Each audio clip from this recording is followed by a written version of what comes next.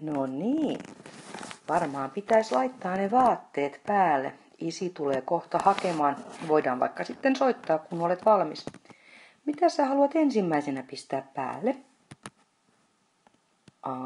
Ei. Sä haluat ekana laittaa takin päälle. No niin.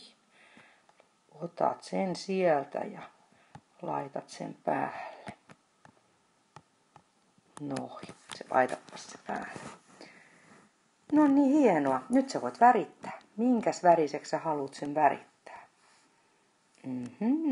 Siniseksi. Tosi hienosti väritätkin. No niin, hyvä.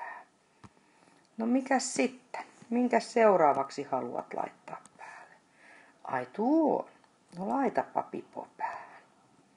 Sulla onkin kiva pipo, siinä on tupsut ja kaikki.